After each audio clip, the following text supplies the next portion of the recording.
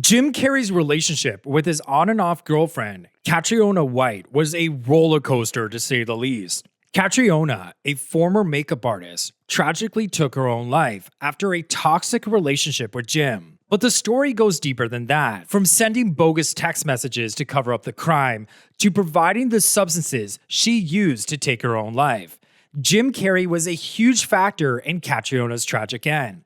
And some even say he set her up. So I'm Joseph Morris. Don't forget to like, comment, subscribe, and ring the bell.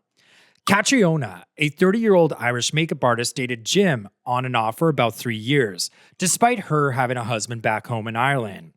She was found surrounded by prescription bottles in her LA home on September 28, 2015. What's chilling is the insight provided by a goodbye letter she left behind, shedding light on her health struggles and her relationship with Jim. While officially found on the 28th, there's reason to believe she passed away days earlier, possibly as early as the 24th, the same day she and Jim broke up. The substances she used were pills originally prescribed to Jim Carrey under a pseudonym Arthur King. Unbelievably, Jim provided these prescription medications to Catriona just days before their breakup and her subsequent untimely end. Catriona's husband was the one to sue Jim for his sketchy role in her passing. The family's lawyer says, this case is about Jim Carrey using his immense wealth and celebrity status to obtain and distribute substances and, in this case, controlled substances after obtaining them under a bogus name Arthur King. Mr. Carrey proceeded to provide them to his 30-year-old girlfriend, Catriona Whyte. Jim did so despite the fact that he knew that she was ill-equipped to ingest and manage prescription substances outside the care of a licensed physician. So yeah, using a fake name to get prescriptions sounds illegal enough and makes me really question Jim Carrey's doctor, but also distributing them to other people and causing them to delete? I mean, sounds like Jim belongs in the cage. So the relationship between Jim and Catriona was anything but healthy. Catriona confided in a friend that she felt a roller coaster of emotions with Jim, deeply in love yet often down when she sensed him slipping away. Jim broke up with Catriona on September 24th, 2015, just 4 days before her body was found. Jim told TMZ that on September 19th, they went to a birthday dinner and that she was super happy. But then he ended up breaking up with her a few days later on September 24th. It was later revealed that Jim gave her these illegally obtained prescriptions on September 21st, just 3 days before the breakup, that led to her taking her own life. So to me, it sounds like Jim knew she would be mentally unstable after the breakup and preemptively gave her a way out or a solution to her pain with these substances. Some go as far as to say that she was set up by Jim to self-delete.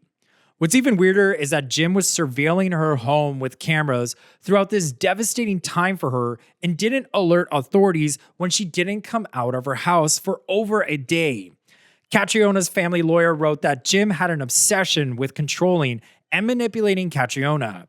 Jim had the ability to monitor surveillance cameras on the home that she stayed in and by design was able to keep track of her every move, including her coming and going.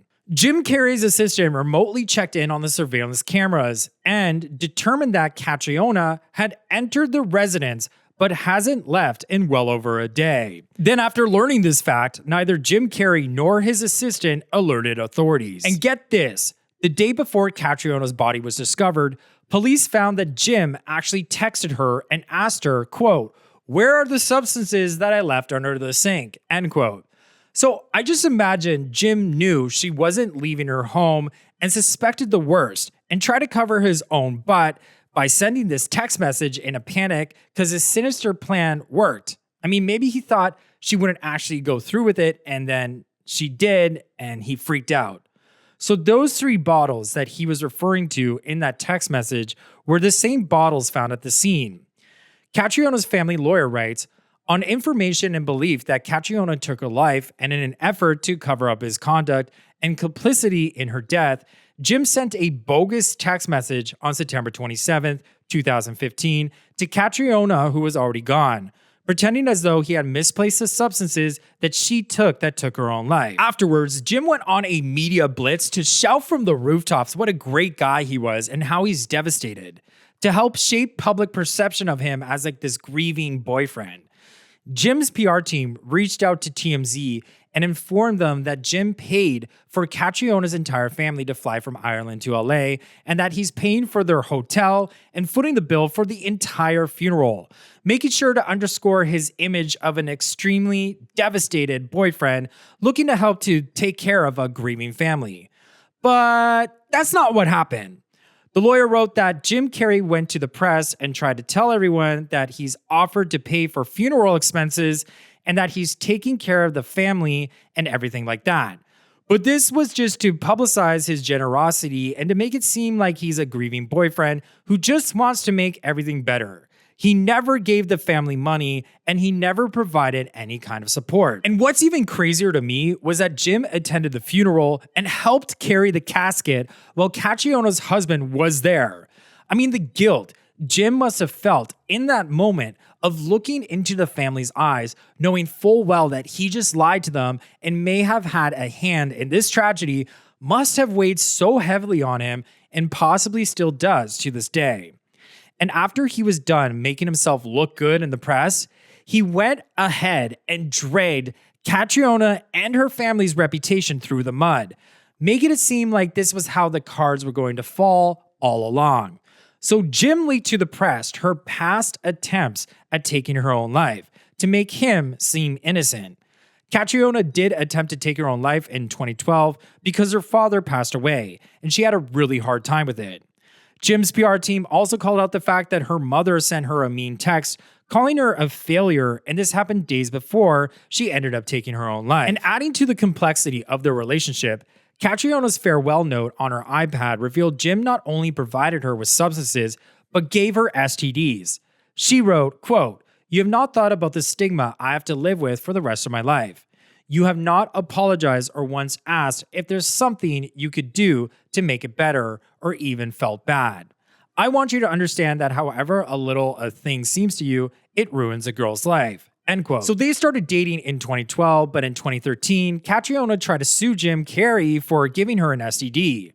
Jim Carrey claims that she was actually trying to extort him and that he made a mistake by settling this STD claim. It actually turns out that they declared that Catriona committed forgery by faking an STD test with negative results before she met Jim. Sort of like, here, Jim, I'm negative. We can get it on. But the family lawyer insists that her negative STD test before she met Jim was real and she wasn't lying. Jim actually did pass on an STD to her. Ultimately, Jim and Catriona's family settled. But as the details emerged, it became evident to me that Jim had a hand in shaping the narrative surrounding Catriona's untimely end, utilizing his connections to push a false narrative to make him seem like the good guy. And I would go as far as to say that he held her hand to the cliff and told her to jump off. I mean, this tragic story of Catriona Whyte serves as a reminder of the dangers of toxic relationships and the lengths some will go to manipulate the truth and protect their reputation. So, what are your thoughts on this troubling story? Let me know in the comments below, and don't forget to subscribe, I can't say that word, by hitting my face here for more content like this. Bye guys.